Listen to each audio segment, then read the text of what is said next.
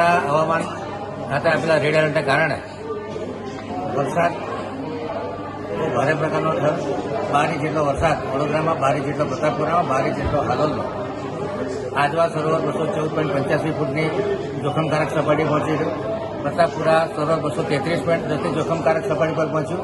વિશ્વામિત્રી નદી 35.25 ફૂટ 30 ફૂટ બહાર વિશ્વામિત્રી ઓવરફ્લો થતાં વિશ્વામિત્રી કાંઠાના નીચાણવાળા વિસ્તારોમાં પાણી ફરી વળ્યા છે. ફ્લડ પ્લેન પણ વાઇડર થયા છે. મોટાભાગની સોસાયટીઓ કિનારા વિસ્તારની ફ્લડની ચપેટમાં આવી ગઈ છે. ખાસ કરીને નોર્થ ઝોનના વિસ્તારો વેમાલી, હરણી, મોરનાથ મહાદેવ, સમા, સયાજીગંજ, ફતેહગંજ, ભુજમહુડા, કલાલી, અકોટા, વરસદ આ બધા વિસ્તારોમાં પૂરના પાણી ફરી વળ્યા છે. અમુક વિસ્તારોમાં 10-12 ફૂટ પાણી છે.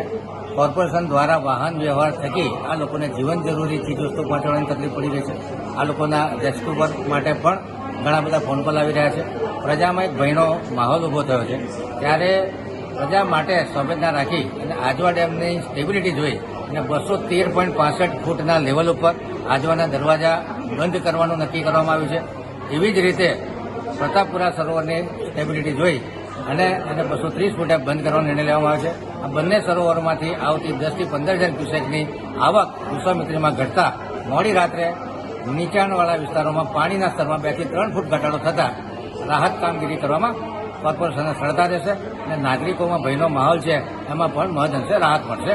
એક આ સુખદ આશયથી એક આ સંવેદનશીલ પ્રજાલક્ષી નિર્ણય વડોદરા કોર્પોરેશન દ્વારા તમામ અધિકારીઓની સહમતિથી મ્યુનિસિપલ કમિશનર, સિટી એન્જિનિયર, પાણી પુરવઠાના એન્જિનિયર, તમામ ધારાસભ્યો, મેયરશ્રી તમામ લોકો સર્વાનુમતિએ એક આ સંવેદનશીલ પ્રજાહિતમાં નિર્ણય લીધો છે અને આ નિર્ણયથી અમે આશા રાખીએ છીએ કે ફ્લડ લેવલ ઓછા થતાં રાહત કામગીરી વધુ સરળ બનશે, લોકોને રેસ્ક્યુ કરવા સરળ બનશે.